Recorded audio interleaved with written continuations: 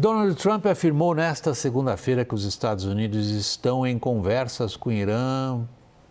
Ele não usou a palavra acabar, mas para ver um fim da guerra do Oriente Médio. Enquanto isso, em Teherã, há uma negativa absoluta de qualquer negociação, pelo menos direta, embora tenham sido trocadas mensagens por meio de países intermediadores.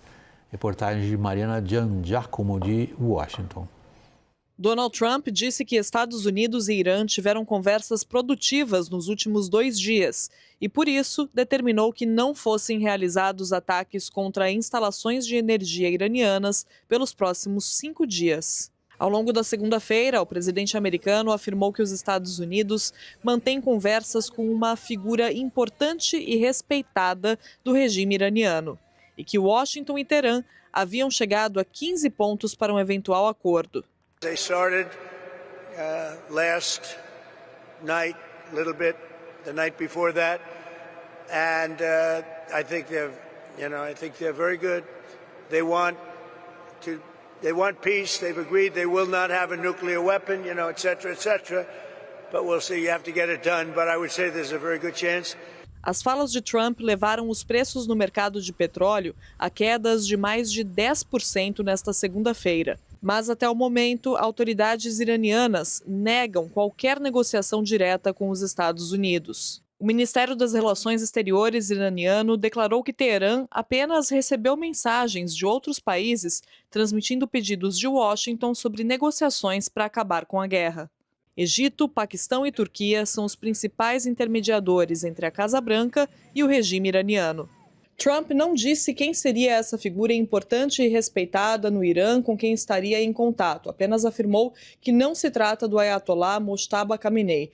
Uma autoridade de alto escalão do Irã afirmou a Reuters que, no último sábado, os Estados Unidos pediram uma reunião com o presidente do parlamento iraniano, Mohammad Bagher Ghalibaf, mas ainda não havia uma resposta para esse pedido.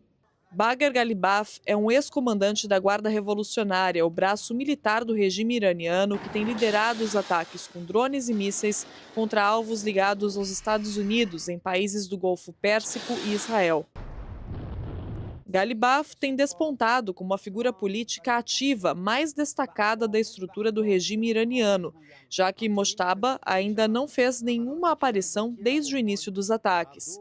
E o presidente Massoud Pezeshkian é ligado a grupos mais reformistas da República Islâmica, que têm sido ofuscados pela retórica mais agressiva da ala linha dura, da qual Ghalibaf faz parte. A análise da consultoria Eurasia Group aponta que a guerra no Oriente Médio tem hoje mais chances de intensificar do que de desescalar. Nesse cenário de intensificação, é esperada uma disputa pelo controle do Estreito de Hormuz, com Washington empregando forças terrestres para garantir que a região fique desbloqueada para o comércio de petróleo, o que estaria em linha com o envio de mais militares e navios anfíbios dos Estados Unidos para o Oriente Médio.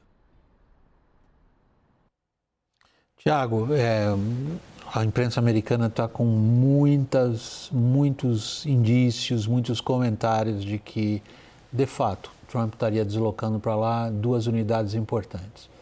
Uma força expedicionária Marine, que é uma tropa de choque com considerável capacidade, e a famosíssima 82ª Aerotransportada, que é uma das unidades de elite americanas usadas só em ocasiões muito especiais. São sinais de que, se algo está sendo preparado, é para longo prazo.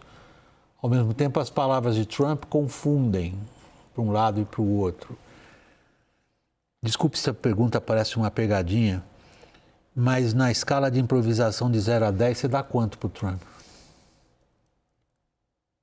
Eu dou um 8 para o Trump na escala de improvisação, porque os sinais estão claros que ele não está conseguindo improvisar de uma forma perfeita, né? 10 se fosse um improviso que nós estivéssemos comprando como uma verdade absoluta. Mas existe uma confusão muito grande nessa história. Essa conversa direta com o Irã disse que não aconteceu. Na verdade, quem apresentou os 15 pontos para o governo iraniano via o Witkoff foi o Azim Malik, que é o chefe da inteligência do Paquistão, não obteve resposta. Aparentemente, vários pontos desses 15 já foram rechaçados na hora que foram recebidos pelos iranianos, já dizendo que eram coisas que eles nem poderiam considerar. Então, estamos muitos estágios antes do que o Trump afirmou que estávamos.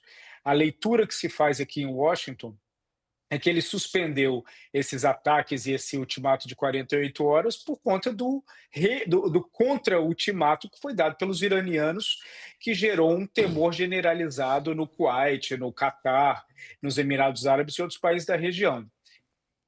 O envio dessas tropas é muito mais uma mensagem do que necessariamente uma decisão de que ele vai empregar as forças terrestres para poder desbloquear o Estreito de Hormuz, porque ainda existe muita dúvida em relação à capacidade iraniana. Quando eles enviam um míssil balístico na base de Diego Garcia, no Oceano Índico, eles acabam surpreendendo parte de Washington por conta dessa capacidade que foi revelada nessa etapa da guerra. Então, ainda tem muitos pontos complexos, inúmeras perguntas mais abertas do que fechadas, muitas pontas soltas. Então, esse improviso do Trump não está tão bem alinhado assim. Dani, outro aspecto que eu menciono e gostaria de saber a sua avaliação, é que boa parte do que o Trump não fez, e que ele disse que faria, e o ultimato terminaria agora, nesse momento que a gente está conversando, seria o final do ultimato de 48 horas, se dá por uma considerável articulação dos países árabes ao redor do Golfo, preocupados não só com a retaliação iraniana, a provável retaliação iraniana, por exemplo, usinas de dessalinização, que são essenciais, mas pela própria reação dos mercados, e isso foi em escala planetária. Em que medida procede essa avaliação?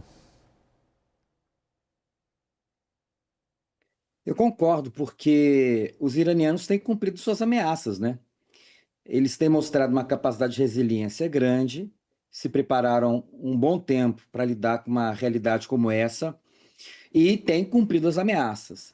E ameaças críveis. Por exemplo, quando vamos falar assim, o governo iraniano aponta que, se atacado uma estação de produção de gás, eles vão retaliar e atacar outras estações de gás, isso acontece no Catar, o que compromete mais de 15% da produção de gás daquele país, isso revela a capacidade de dar respostas ativas e violentas a esse quadro. Então eu vejo que nesse discurso, 48 horas, né, para que, no caso, o Irã pudesse agir de maneira conforme o governo americano colocava, né, abrir o Estreito de Hormuz, era uma viagem completa.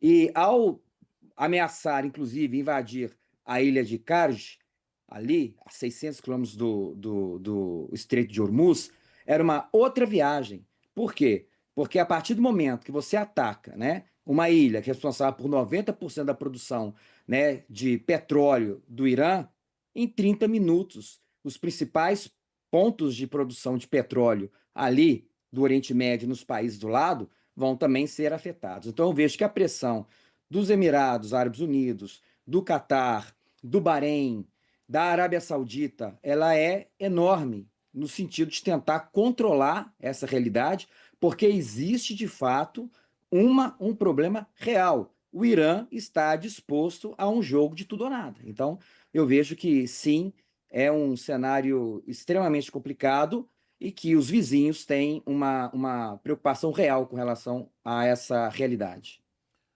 Lorival, toda vez que a gente fala de guerras é fundamental a gente ler um pouco de história. E é muito forte agora a lembrança, sobretudo por razões óbvias, porque eu estou falando da imprensa anglo-saxônica, como eles estão lembrando a Primeira Guerra Mundial e a necessidade de forçar um estreito, o Estreito dos Dardanelos. Logo na Primeira Guerra Mundial, aquilo bloqueava a saída do trigo russo do Mar Negro. Como Hormuz hoje tinha uma causa econômica importantíssima para que se tentasse manter livre a passagem por Dardanelos, só que ali estavam, na época, o Império Otomano e Churchill, secretário da Marinha, resolve fazer uma grande operação para forçar e abrir o Estreito de Dardanelos. Deu muito mal. Isso não é garantia de que agora vai dar mal também. Só que em guerras, forçar a passagem de um estreito é considerado sempre uma das operações mais difíceis. E como os almirantes americanos dizem, os iranianos não precisam acertar um navio nosso. Pode acertar um navio de um outro qualquer. É o suficiente para ninguém passar. Exato. Existe um plano americano para abrir o Estreito de Hormuz ou é só papo? Assim, abrir o Estreito de Hormuz e mantê-lo aberto é mais fácil falar do que fazer, né?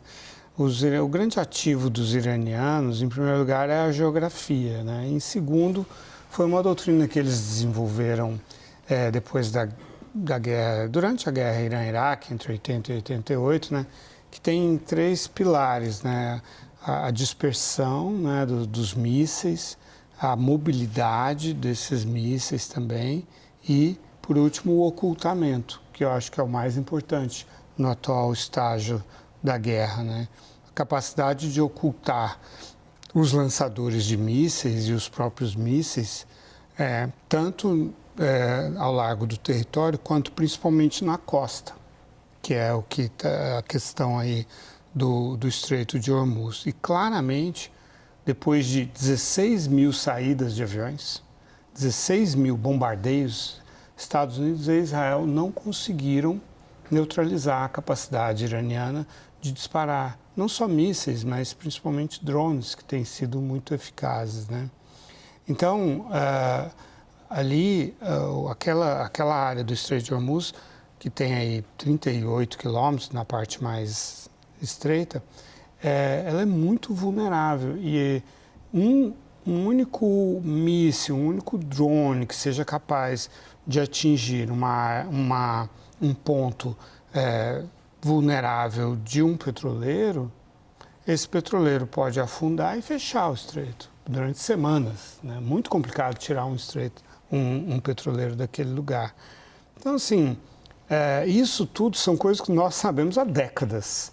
Essa discussão... Isso está em toda a literatura sobre guerra. Isso é um debate antiguíssimo. É clássico isso aí. É um debate muito antigo. Então, assim, houve aí uma falta realmente de cálculo, né, brutal, assim. Agora, é claro que a maior parte das pessoas talvez não perceba isso, mas os Estados Unidos estão sendo humilhados agora, neste momento. O Trump está sendo humilhado. Por quê? Porque ele não atingiu nenhum dos objetivos dele e ele está simulando, né, uma solução política, enquanto que o Irã está simplesmente tripudiando.